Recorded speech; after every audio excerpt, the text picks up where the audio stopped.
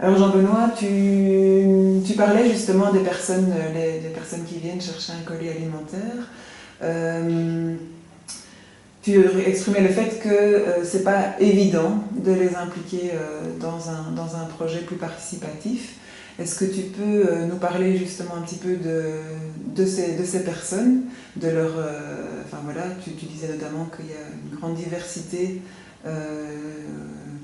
culturelle, mais aussi dans la connaissance et dans les pratiques autour de l'alimentation. Est-ce que tu peux parler de ça, mais aussi des difficultés concrètes que tu rencontres pour les impliquer dans un projet? Oui, alors le choix du public qui bénéficie de l'aide alimentaire, des colis alimentaires, c'est une chose. Puis après les contacter, c'en est une autre.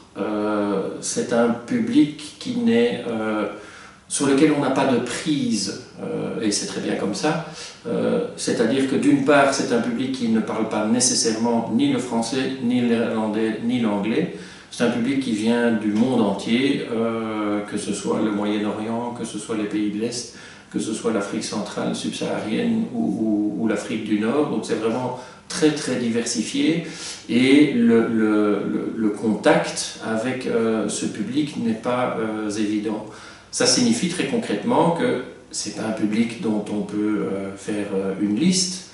On ne peut pas demander à ces gens de s'inscrire sur une liste, d'écrire leur nom, d'écrire leur numéro de téléphone. C'est pas un public à qui on peut envoyer des emails ou des rappels. Et donc, quand on veut les inviter à quelque chose, c'est très fragile d'une part, et on n'a absolument pas de prise sur ce processus. Alors, ce qu'on a mis en place pour quand même pouvoir contacter ce public et quand même pouvoir les inviter à une démarche, c'est deux choses. La première chose, c'est ce qu'on a appelé les accueils thé-café, c'est-à-dire que c'est un public qui vient rencontrer les services sociaux chez nous et qui vient chercher les colis alimentaires. À cette occasion, on ouvre une salle où on leur propose de manière personnalisée, de manière individuelle, une tasse de thé, une tasse de café. Et c'est à ce moment-là qu'on fait passer l'information d'une initiative ou d'un projet qu'on voudrait lancer. Et la deuxième chose qu'on a mise en place dans le but de pouvoir contacter ce public et d'avoir un échange avec lui, c'est une agente d'accueil, c'est-à-dire une personne qui d'ailleurs au niveau personnel a vécu le départ de son pays et l'arrivée en Belgique comme migrante, donc qui connaît très bien la problématique de certaines personnes de notre public, qui parle le français, l'anglais, je pense qu'elle parle un peu d'allemand aussi, et qui parle l'arabe. Et donc elle a vraiment à cœur de rencontrer les gens et d'établir un lien, un contact avec eux.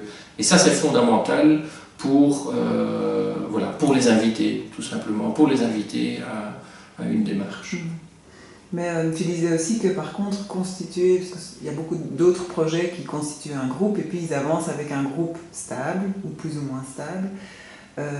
Tu dis que là c'est plus compliqué de constituer un groupe. Est-ce que tu peux nous raconter? Alors, je pense que c'est lié au fait que voilà, ce public est fragile.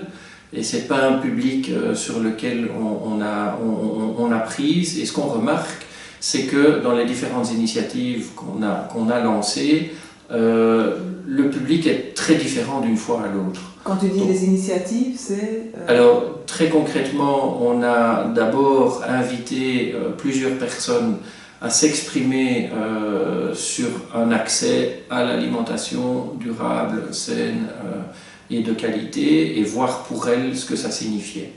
Et alors, les laisser s'exprimer sur leurs besoins, sur leurs attentes.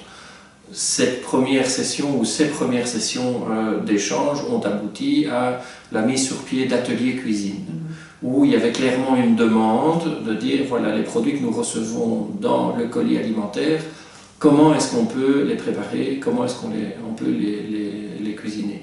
Il y a des exemples frappants, on donne des lentilles, les lentilles en Afrique subsaharienne, ils ne savent pas du tout ce que c'est.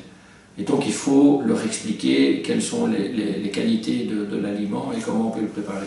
La même chose pour le couscous dans les pays de l'Est par exemple. Et donc voilà, inviter les gens à cette démarche et rencontrer leurs attentes. Ça, c'est la première chose.